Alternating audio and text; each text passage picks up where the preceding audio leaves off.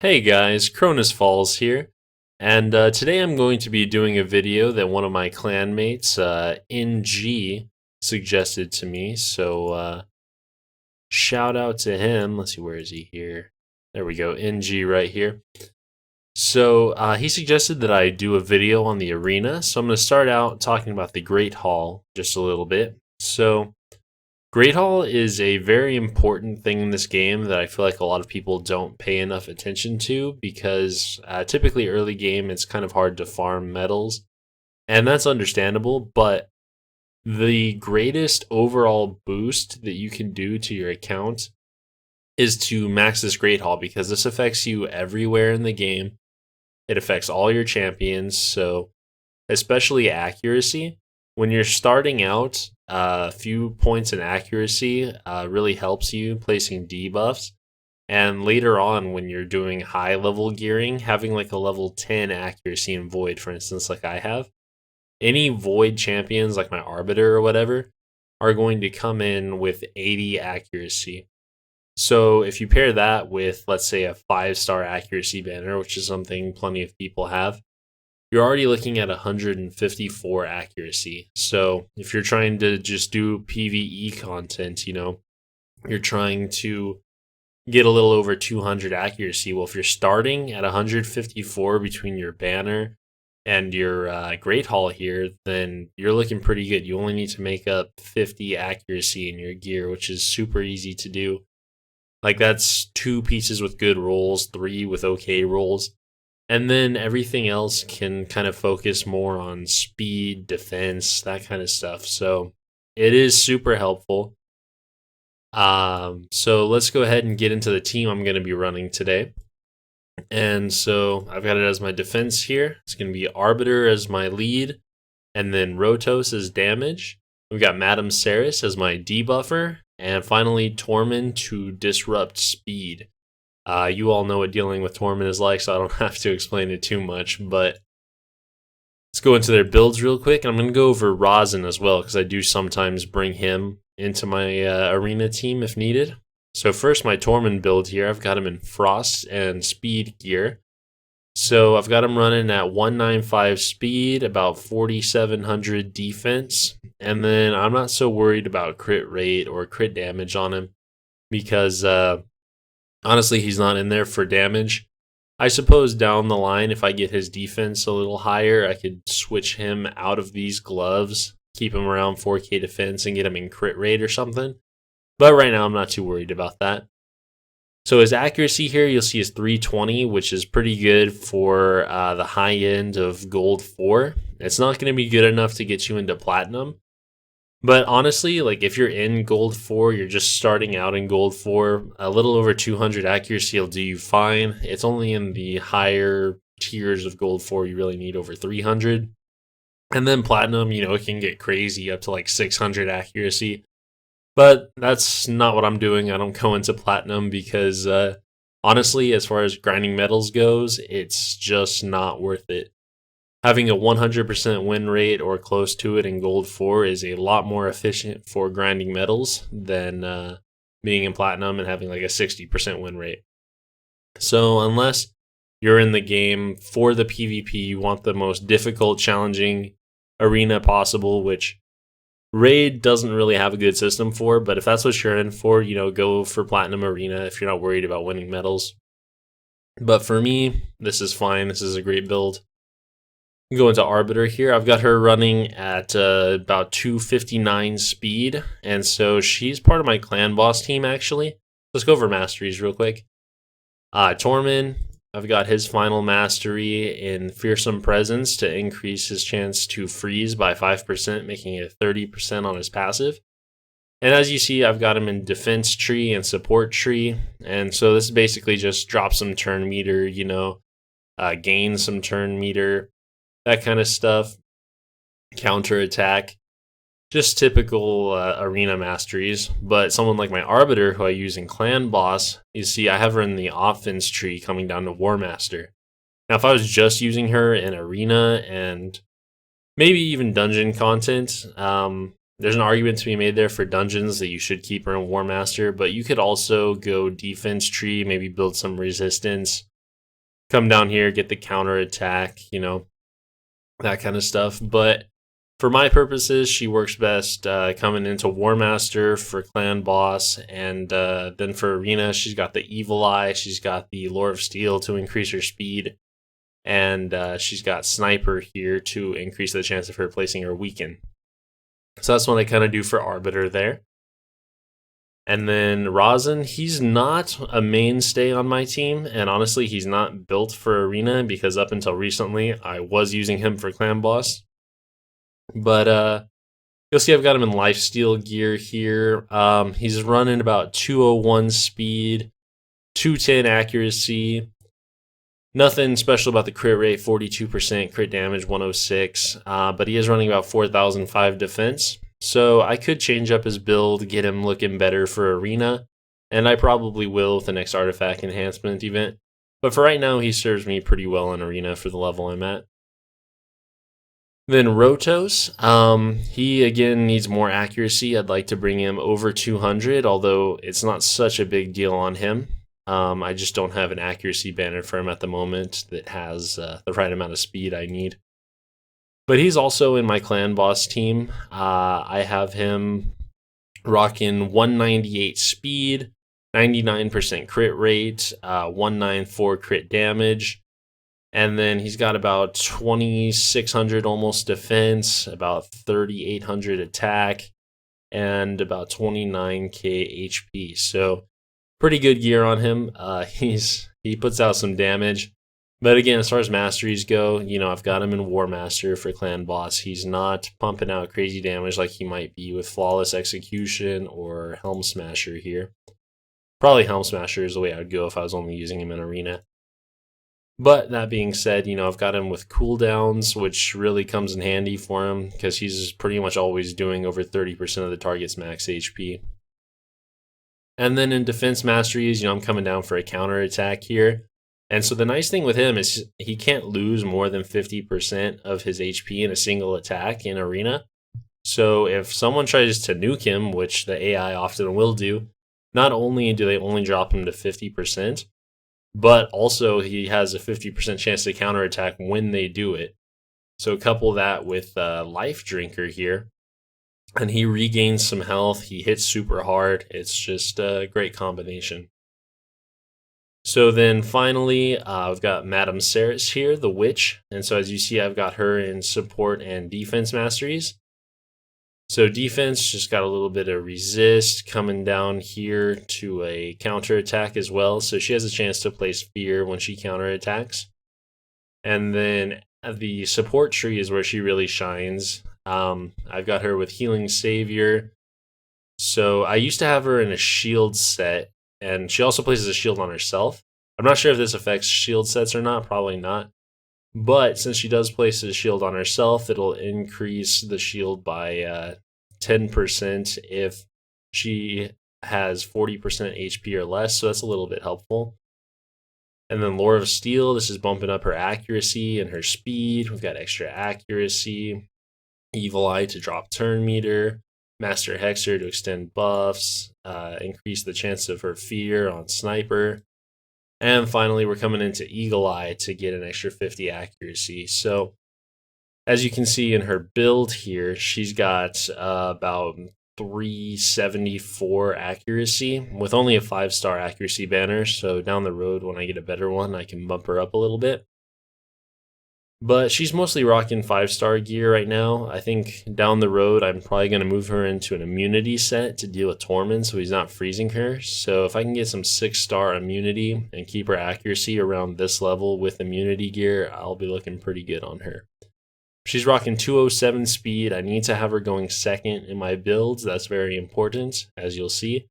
And about 3,200 defense. She's not built for offense. So as you've seen, only really Rotos on my team is there to deal damage. Everyone else is just kind of supporting. So let's go ahead and get into some battles here.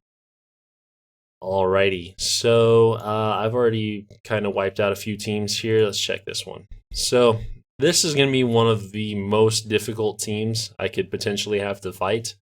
I'm not sure if I would win this, and honestly, outside of a video, I would not fight it.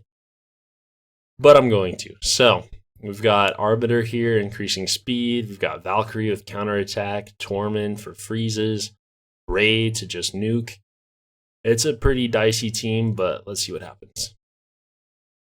All right, so let's see. First of all, am I faster? No, and only Ray got frozen. So now what I need to do here, I could either try and knock down the Valkyrie's turn meter or Tormund's turn meter. Ray's frozen, so I'm not too worried about her. I think what I'm going to do is try and knock down Tormund, let Valkyrie do her counter attack, and then try and strip it off with Seris. So let's see how that goes. Okay, he resisted the turn meter decrease, which is not good. And I don't know why Tormund's going before Seris, but that's okay because I can try and take this off of Arbiter. Boom, now my Tormund's looking pretty good. Let's go ahead and take all of that off. And do I want to kill Tormund or Valkyrie? So most of you would probably be thinking, why wouldn't you kill Tormund here? This skill, the A3, blocks revive, and you're right, but with the level of accuracy he has, a lot of the time it does not stop the revive. So I'm going to go ahead and just try and take out Valkyrie here. Perfect. And then, let's see, Arbiter's frozen, but she can go ahead and bring back Ray if I kill her now. So I'm going to go ahead and go for Arbiter here. She's almost dead. And get provoked. Okay, so perfect. They're all frozen now thanks to Tormund's counterattack that he stole off of Arbiter. And from here on out, should be pretty simple. Yeah, there we go. All right, so that's how you deal with a really tough team, you know. That's obviously a really strong team. I've got a really strong team. I'm not going to pretend I don't. But when you're against a team that you think could potentially beat you, you really need to be thinking strategy minded. Like, you can't turn meter boost with Arbiter if they've got a Tormund. Like, that would just be stupid. Let theirs do it. And then, you know, you want to let the Valkyrie get her counterattack out so that you can strip it with your Seris. Stuff like that, you just need to keep in mind. Whereas an easier fight like this one should be, it's not nearly as big a deal. You know, you come in, you place your debuffs, you go ahead and kill the debuffer, kill the damage, and now what are they going to do to you, you know? So that's how most of my fights go, especially since outside of this, you know, I'm not playing a ton of Arena, just playing the keys that or rather tokens that I have every day. So I'm not going to challenge something typically like that last fight I took, which makes it really easy to keep your win rate close to 100%. When you're getting 4 gold medals per key and potentially, I think, like 39 tokens a day, you can rack up a lot. You can get 300 wins a week, which I usually get pretty close to. So let's see. Here's another tough one, but their power's kind of low, so I'm not so worried about it. But think about that. About 300 wins a week, that's 1,200 medals. Like, it only takes 1,000 for a rank 10 upgrade. So if you're doing your Arbiter missions, as long as you're putting that into Arena, this is interesting. Tormund keeps going first when there's a Valkyrie. So I think what's happening is when I buff, the turn meter decrease from Valkyrie is somehow working out so that Tormund ends up going first. Kind of weird since Seris has 207 speed and he has 195, but that's not important right now. Anyways, we're going to come through. They're all provoked, so probably kill the Valkyrie, kill the Venus, and then Arbiter's just going to come through A1, whatever, it doesn't matter. We'll go ahead and finish her off this turn so that we're not worried about her reviving the Venus, and we'll be good to go. So let's see. Rhodos is definitely going to go before her, so I'm just going to go ahead and get some damage out. Oh, wow. She was super squishy, and Tormund should be able to finish. Perfect. So let's see. Any other tough teams here? Not particularly. This one's interesting. What kind of team power? Nah, nothing crazy. So I'm going to go ahead. I've got a bunch of tokens, and so I'm going to probably clean these up. That way I don't have to go through and waste, because I don't have the kind of resources to be spending gems on refreshes, on extra tokens, stuff like that. So I got to take the wins where I can. But once we get into the next bracket, I'll make an effort to show you all of the most difficult fights and how I would handle it, what I might be thinking. So let's see, right here, Skartosis has the highest turn meter, but at the same time he's provoked. So I probably want to save my turn meter for reduction for next turn if I need it. So just go ahead and hit Jizo here. I don't like the lag that comes with a freeze from Torment. I don't know why they haven't fixed that yet, but that's Polarium. So I'm just gonna go ahead and drop his turn meter to 0. And see if I can finish him off here. Yep, easy. So now Rotos is gonna come through, and boom. But here we are again. Okay, so we've got a Krisk here, we've got a Torment, a couple Arbiters, so we're definitely looking at some tougher teams now. This one's going to be especially interesting because we've got Rotos, we've got Sylar, 187,000 power. All right, this one's going to be rough. Let's see what we can do. All right, so they were faster. Rotos got frozen. Unfortunately, Sylar didn't, which is going to be really bad for me. She's going to drop turn meter. This is looking dicey. Okay, 3 of them got frozen, though, so I'm not too worried. That decreased attack is a little unfortunate, though. All right, so who do I want to drop first? Looking at this, I've got a decreased attack. They don't have any decreased defense or anything like that. Some of them have got shields. So the only one I can potentially drop here is the Arbiter, which she's the only Reser on their team. So not too bad. Go ahead and get Saris back up, get some turn meter boost going. And now we want to just see if we can finish her. Yep, cool. So next is probably the Sylar. And now we're looking pretty good. We're back in the driver's seat. We're going to go take his buffs.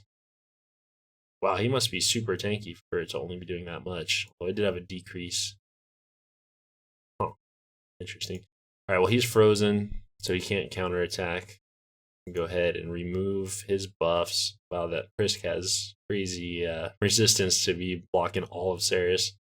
Actually, he only blocked the debuff removal, so never mind. But if we can take Rotos out, then we're going to be looking pretty solid here. Perfect. So now we've only got a Krisk to worry about, which is no issue for Rotos. He hits super hard, especially with a defense down like that. Sorry if you can hear water trickling in the background. It's raining. All right, so this team, 212,000 power. This is something I would probably never fight. They've probably got some serious resistance, but since we're on video, I'm going to go for it again. So this may be my my one loss here. So they've got Torment, so I don't particularly want a speed boost. I have to hope Madame Saris does not get frozen at the start of her turn. So I'm going to go ahead and do this. Yeah, see the resist. All right, cool. That's actually perfect. They're all frozen. They all have decreased defense. We are styling now. So first things first, let's try and take out Arbiter. That unfroze her somehow. I don't know, maybe she took a turn. But we've got block buffs. Mausoleum Mage potentially could clear all of the debuffs, though. I don't know why I did that. I should not have. But at least Rotos didn't get frozen, so that's what's important. So we need to try and take out Mausoleum Mage now, which we did. That's perfect. And now probably Rotos is next. So he's taking his extra turn. We're going to go finish him off. And with just a Torment to deal with, that's not too much of an issue. Interesting, he did not get frozen when he revived. I don't know why that is, but we'll go ahead and finish him off. Cool. So this is all working out so far. Let's see, this team has a Krisk, but other than that, not too much to worry about. So we're kind of back into easier territory. We're not looking at a Tormund. We're not looking at an Arbiter even, just a Seeker. So we're going to come through. We're going to try and take out Krisk immediately, then probably Seeker. She got frozen because of the Seeker's ability. So now come through, see what we can do to Zargala here. And that's their whole team basically dead from Rotos. That's just how strong he is. On offense, I will say, as you've seen on defense, he's really easy to play around. Actually, let's see, is there another Rotos here? No, but I should have pointed out when I was playing against those two, he's super easy to play around. You just need to CC him on defense. He's not as strong as people think. He's not going to be going around one-shotting everyone you have when he's on auto. It's just the AI is not smart enough. All right, so here's a team with 3 Force Affinity champs. So here's a place where I would bring Rosin in typically. And if he were better optimized for Arena, he'd do serious work here, but he's still going to be strong, as we'll see. So go ahead, get all that going. Seeker comes through, which is fine, I suppose. I would have done more damage without that, but now we drop all their turn meters, which is sweet. And who do we want to take out? Seeker's fine. I'm not too worried about him. I would say probably Sinesha, although I do want to remove his buff, so let's go ahead and do that. And we'll steal him. Cool, so now I've got this sweet shield going on. I'm not afraid of anyone dying, so I'll just use the revive, see if we can remove some buffs. And we are looking good. Let's go ahead and take out Rain Beast here since he's not frozen. Wow, their Sinesha is really slow. Honestly surprising. And he just freezes himself in his last act. That's pretty funny. All right, so I wish I could come in here with a little bit weaker team and kind of show you guys what you could be doing if you do have a weaker team than what I'm running here. And to be fair, I do have some champs. Like, I guess I could switch out Madame Ceres for Stag Knight or Tyrell. But overall, as you can see here, there's not a whole lot that I have to work with. Especially at this level, like when I'm fighting 170,000 power, if I'm not running this team that I'm doing at this moment, you know, if I'm bringing in Miscreated Monster or Padma or something, they're just really not going to be able to perform at the level I need them to with my level of gear. So I just kind of have to show you what I have to work with for the most part. So we're going to come in, Arbiter's the fastest by a fair margin, so we know all of our people are going to be going first. So a lot of people, Longbeard can be pretty scary in Arena, but if you're coming in here and you've got a Rotos, you're pretty much set. So you come in and let's say I don't want you hitting me and I don't want you reviving anybody. So now what do we have? We have Talia and we have Longbeard. If Longbeard uses his ally attack, what's going to happen? Talia is going to come in and hit. He's going to hit. Not worried about it at all. Like, that's just an easy to get around burst scenario. Especially with Tormund coming in with the provoke, you know, this kind of team, super easy to deal with as long as you're faster. And even if you're not, if you got someone like Tormund to freeze off of Gorgorab's turn meter boost, then you're fine. Or a super tanky team. Because, like, with that setup, you know, he's only really going to be bursting down one person with Longhorn. So if you've got a tanky setup and you can survive that first burst, there's nothing that can do to you. So this team, it's running Rosin as the leader, which is kind of weird because it didn't seem like he built that much resistance. Doom Priest here is a bit of a natural counter to Tormund, though. So let's see. We're going to go ahead and try and drop her turn meter because we don't want her removing our debuffs. Gonna get some decreased defense up. And ooh, do I want to kill her? Here's the thing, Rotos may not kill her. He might hit weak. That's the only thing that has me worried right now. But we're gonna go for it. Yeah, see? So that's the problem. Now she's gonna come through, she's gonna remove a debuff. Hopefully not the provoke. Or the decreased defense. If she gets rid of decreased attack, that's fine. Okay, so we're looking alright here. Our Madame Ceres is frozen. She's already done her work, so now Doom Priest says goodbye. Tormund's hitting because I guess he was provoked by that Tormund. We're going to go ahead and drop some buffs. And who do we want to die next? Probably Rosin, because he can drop all our turn meters. So finish him off. Got some extra turns to work with here. So Seeker says goodbye. And now we've just got a Tormund to work with. So if this block says revive and manages to kill him, I don't know if it will since he's got increased defense. But if it does, we could be done here. And it did. Perfect. So you guys have seen sometimes when I do that, the Tormund comes back to life, and I'm pretty sure it's just a matter of accuracy. But sometimes he does not, and it's golden like that. Okay, so here we've got Battle, Queen Eva, Lysandra, and let's see, Roshard.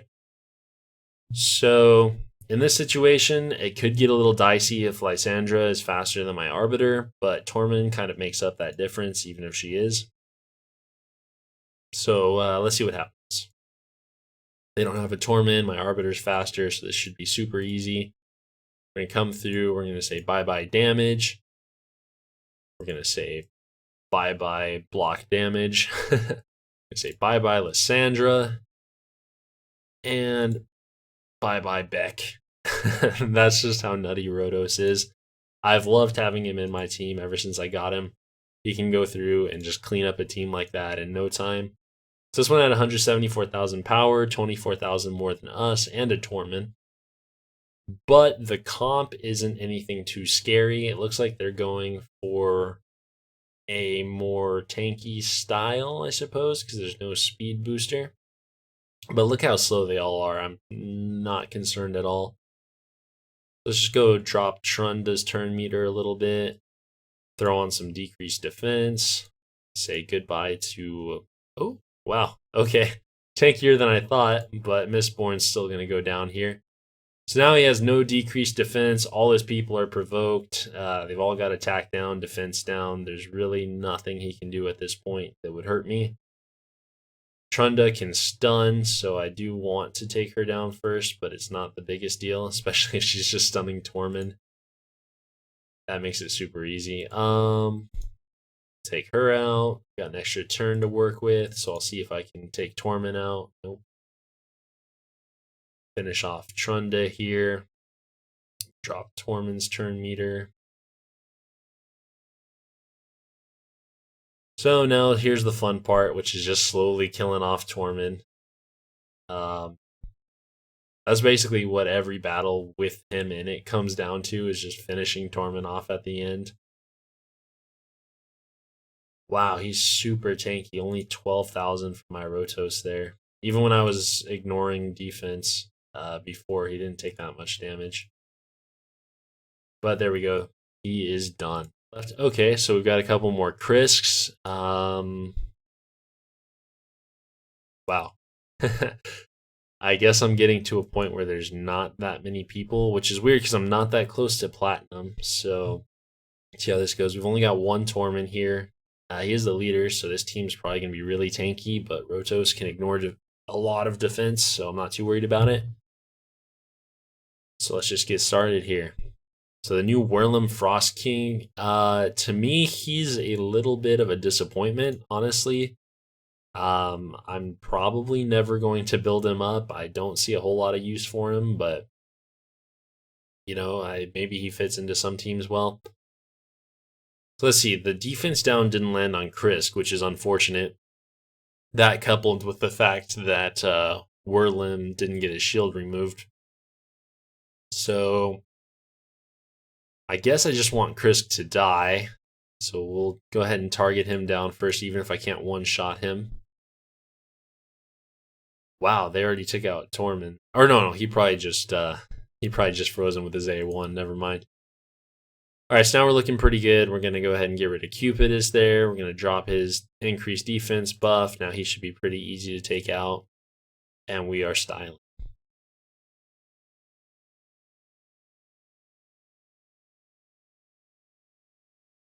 Cool. All right. Let's see and just go on here. So this is a Tormund and Krisk, but the power is super low, so I'm not at all worried about it. That is a pretty high shield, though.